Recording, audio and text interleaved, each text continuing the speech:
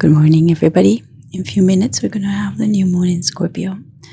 This is a very special new moon for me and for the world. Pluto is about to move in, 18 days from Capricorn, where it's been since 2008-9, to the good sign of Aquarius. And so Pluto is ruled by Scorpio. And this is the last new moon there. That means that it is interesting because we're going to be starting something new, but at the same time, we're very much aware of what is ending in society, Capricorn. So I just came back from New York. I spent there 2 days. It was quite interesting because I had a very adverse relationship to the city, having left 4 years ago during this pandemic. And I had been there only once this summer, and I just didn't feel like being there. I'm very much connected to my emotional body, so when I don't feel that I can be safe in a place, I just don't put myself in that situation. Same if I don't feel safe with a group of people, I don't do that either. But this is what I discovered this time, that it was beautiful. It is not New York. I love that city. That city has so many memories of so many people going there with dreams and actually, like me, testing the ground for several years. So when I think about New York gave me my spiritual life, and it gave me also my creative life. It gave me the language of both, because I gave myself the time there for 27 years, which is almost a full Saturn cycle. I arrived there in 94, September 18, and I left July 30th, 2020. So it was a very beautiful cycle. And by being there in the last 2 days and meeting people that I knew from before and having conversations, I realized a couple of things, that the city has changed is because the people that are in it are vibrating of a different frequency that I am. I'm not going to speak about high or low because it's not that. I mean, I don't speak in vibrations that way. I feel more like in tune or out of tune, dissonance or resonance. So my energy right now, it's more open and quiet, and it's very much focused on the inside. I'm transforming a lot of things from inside of myself. So this new moon that falls at literally 3 degrees of my natal moon in Scorpio, it falls at 9 degrees of Scorpio in my 9th house, but it also conjuncts my MC, the top of the heaven, and my Neptune in my 10th house. There's an opposition with my Sun, Jupiter, and Mercury in Taurus, trines my Pluto, Uranus in 7th and 8th house Virgo, sextiles my South Node, trines my North Node in Cancer, and it also trines my Chiron in Pisces. So it also trines my Saturn in Pisces. So this is interesting because it is I have a deep awareness about what's going on, because I've been taking the time to reflect in the last months about what is it that I would like to fulfill as a purpose. My moon is my identity, and I came with a very clear identity to be very intensely identified with things that are very scorpionic. So I'm, intensity is very piercing. It's in my 9th house. It's all about expansion. And when I'm here expanding is mostly a curiosity in trying to find new aspects and new ways of thinking, or new, not necessarily ideologies, but become aware of those. Because if I understand that we're being programmed and in purpose, I have to say, I want to understand what the program is. So today I'm embracing the opportunity for new renewal and expansion, and how I'm going to tap into new philosophies, new ways of identifying myself in society with responsibility, because I want to be responsible for everything that I put out there, but as well for everything that I give myself the opportunity to learn. It is a journey after all. So I want to be very mindful of this practical transformations, and because it is opposing my Sun, Mercury, and Jupiter in Taurus, I want to create this balance where both my public and my inner persona are in balance. So I am aware of what I'm going to put out in the world, and it's a new beginning for that. And I've seen it change a lot. I'm more vocal about my opinions or my experience in life. I just published a book. Thank you, everybody who got it. We're going to talk a little bit about that as well. And I'm just basically reflecting on the past lessons that I had socially, like in connections, in group experiences, and how to get into a new relationship with that. Also, what else can I say about that? Well, yeah, I'm just going to leave it there and then probably come back. So the book arrived to many places, and super excited about the comments and people sending me pictures and videos, and I'll put a little reel about it perhaps for the next week. I'm going to have a sale of the book. I think I'm going to do it next week. I'm going to put the price of the book alone, 20% off, plus shipping. So that's going to start, I think, the 5th of November, as well as I'm going to put out the digital version, not the EPUB, but the digital, like a PDF if you want to have it. So I'm going to give you the links next week. And again, thank you everybody who bought the pre-sale. You all got a beautiful print and dedicated book. This book with the 20% off is just going to be shipped directly to you guys. No print, no dedication. Sorry. And so that's that. So I went to New York because I was asked by the University of Texas, where I have a beautiful commission that I created in 2020, where I finalized it for the Jackson Geoscience School at Austin. And people who take care of that commission are called landmarks. And the person who directs the program is a wonderful woman that I met, over 12 years ago. Her name is Andrea. And we had started talking about the commission exactly in 2011. And due to technical things, I was able to create it. I got paid, but then it was put on hold for several years. And during the pandemic, I remember I called her and I said, "Hey, Andrea, the things that were supposed to happen technical wise didn't. Why don't we just rethink it over if there's any still interest from the school?" And she said, "Absolutely, let's do that." So I ended up creating finishing, or actually I had to almost start from beginning. Not fully, I had done all the research, but I had taken more footage and put it together in a different way. And what it came out was really beautiful. They're very pleased. I'm very happy. I always, for me, it's very important to feel not just happy with my work, but feel that the purpose of it, the intention of it is fulfilled. So it was beautiful. And I wanted to talk about new moon intention. So that's where I'm going to divert right now. I may come back to New York and what happened there. But so new moons are all about intentions, aspirations. When you hear the word aspiration, it comes from aspire, which is also related to breathing. So what is it that you want to breathe in the next cycle?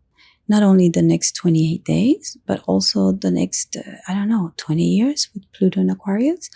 What is it that you want to? What is it that you aspire to? And because it is in Aquarius, what kind of innovation you want to do in your life? What kind of technology you want to learn? What other skill do you know? What are you thinking about? What's the world's going to be? What do you think people need? What do you think you need emotionally in your life? What do you need to go and focus your energy and start a new beginning? So this intention is very important today. You have a couple of days to actually set it up. I mean, if you miss the new moon's time, which is now, doesn't matter. You can still go and, have a reflection about your deepest commitment that you're going to have. Scorpio is about commitment. It's about merging with the other. That could be an idea, a situation, or thing, and merging with it intimately. So you become it. You master it. You then live it through to the point that one day when it's over, like Pluto and Capricorn, we don't have to be looking back on like, boo, boo, boo, hoo. I miss Pluto and Capricorn. Not. It is a process of metamorphosis, of transformation, of realization. But at the same time, it requires your commitment.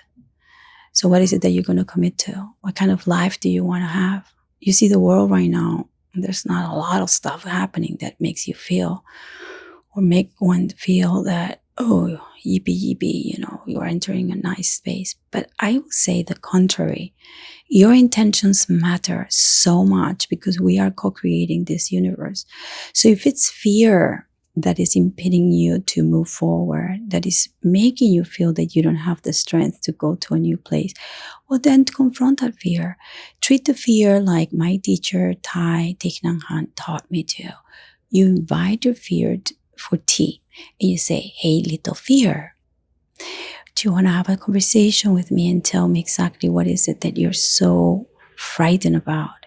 Because when fear speaks to you, because you confront it, fear just disappears because you start seeing that you had the courage in the first place to confront it. So Scorpio moon needs courage to be confronted. So you need courage right now to actually take time to have a new aspiration, a new intention, because Scorpio at the very end is looking to be powerful. It is not powerful yet. That's why it's so manipulative. That's why it could be so revengeful. That's why it can be so angry. And now we have Mars squaring that Pluto for the next 6 months. And so we're going to be confronted with a desire to do something and it might not work. And so we think that it's the thing, situation, or person that is impeding us to actually move forward or actualize what we want to do. So it is understanding that right now with this new moon, the intention is actually to look back in, to use everything that is in front of you as your mirror, to see what's going to happen from here until April 27th, which is very funny. It's not funny, but it is. It's not funny, haha. But the last confrontation of Pluto and Mars is going to be at 3 degrees of Leo Aquarius, Pluto and Aquarius, Mars in Leo after a long retrograde. And guess what? They're going to be squaring exactly my Jupiter, Sun. And that is connected to today's new moon, actually, because the new moon is in my 9th house that is represented by Jupiter. So there is something very interesting about my chart in the last few years, if not since I was born. I am here to actually explore new ways of thinking, new philosophies, and that's why I'm always learning, exploring education. And that's why I've been calling myself a polymath in the last few years, because I have acquired knowledge through experience about certain subjects. And I'm also willing to facilitate and offer that knowledge to others, not through my teachings, because I'm not a guru teacher, but through my experience. So I want to open always a space so we can have conversations and people can learn from my stories. But at the same time, I inspire them to go on their own. That's why I wrote the book. And so my book is about that. But so I was just saying the power. So Scorpio has no power, and Scorpio, in order to be integrated with this polarity, needs to go back to Taurus. And Taurus is about, anybody remembers what Taurus is about? But Taurus is about essential needs. See, if you have not yet covered what you need in your life, and you don't value the time in your life, and you're still limping that way, literally and figuratively, it is because you have not taken care of understanding what is it that you need from your heart, not from society, because a lot of people are just doing the work that society tells them to do. And that's where I think there's a failure. I see a lot of NPCs, people who don't know who they are, following the crowd, answering questions just like robots. And I think the last few years we got a lot of damage in society because a lot of people are very lost. And I don't want to feel like I'm superior or inferior because I think I know where I'm going, because I don't. Actually, I could be the only person in this world that is completely wrong. But I'm open to try something new. So that's my courage, like willing to jump to another realm to see if perhaps that other aspect will bring me something where I can relate to that is different. Because in my life, it's interesting, the Taurus is asking me to kind of stay still where I am and don't worry, don't move, why change?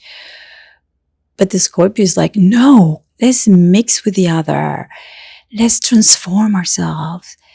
And then I have Aquarius rising, and it's like, oh my God, I just want to explore new things all the time. So I'm looking at the chart right now. I'm trying to see what other aspects we're having, other than the one I said before, that is the Pluto. It's going to be finalized tomorrow. So that's something that is strong in the air, strong. We also have a Jupiter-Venus opposition in Sag and Gemini. Jupiter is retrograde. So there's going to be a lot of thought about what are, how you relate to the ideas of new ideologies or new ways of thinking. Have you discovered new things that you want to study? Do you want to invest some time in it? And Venus is just going to give you the value of that need to be able to be explored. So there's so many things about exploration, especially in my chart, but also for the collective. And I have already written, but I'm not going to publish yet, probably next week. So I want to give myself some time. New offerings that I have, new ways of asking for to be valued in terms of money with my offerings. So I have created different ranges of readings, because I used to have just one full price, but right now I decided to do something a little bit different to try and offer a different range, and also the mentorships and the study groups. I'm about to open a new study group, but I'm going to tell you all about it soon because it's quite exciting. It's quite exciting. I'm actually very inspired these days. If I could go like 100 different directions, I would, but I have to actually put it on the side, look at it, and see where that wavelength lands me. Because I'm starting something completely new as of November. And so I came back from New York, and I'm starting to prepare my keynote for the Bitcoin conference, Adopting Bitcoin in El Salvador next month. And actually in 2 weeks, I'm going to be speaking. That's something new for me. That's a new way that I'm going to be portraying my persona to a bunch of people that I actually respect very much, and they used to be my heroes. Right now they're my colleagues, and but I'm still feeling very worried about it. Not worry, like, okay, I must prepare so I can feel that I can be speaking from my heart, from my truth. I just don't want to be a speaker because it is called to be a speaker. I want to be a speaker because it is very interesting that I'm giving this space, and also very grateful for that, to show up and through my authenticity and open up other ways of thinking and consciousness. That's what Bitcoin did to me. So I'm very interested in speaking about that. So I feel the energy very soothing and caring, but that caring comes from my heart, not from anything or anybody. That's what I have to say. We have to start really resonating more with our wavelength. So the last thing I'm going to say about New York, which I just noticed, and I did a little reel yesterday for Instagram, is like I noticed underneath a lot of fear, just a lot of fear. Met with few people, and what I got was that they're very afraid of moving. But I think that the fear is felt in the air, on the ground, because a lot of people in general are very afraid because of the election. So I'm going to say something, could be anathema, but it doesn't matter who wins on Tuesday. I already cast my vote.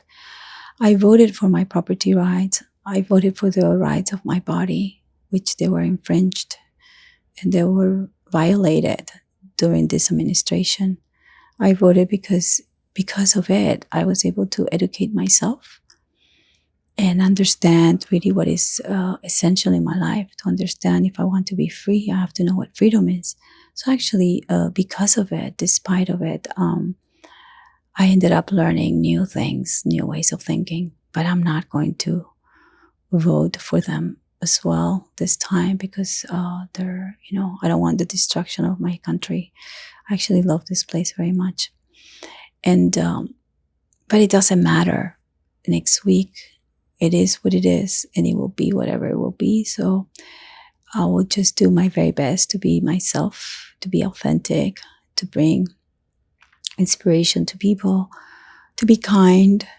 That's one thing that I noticed.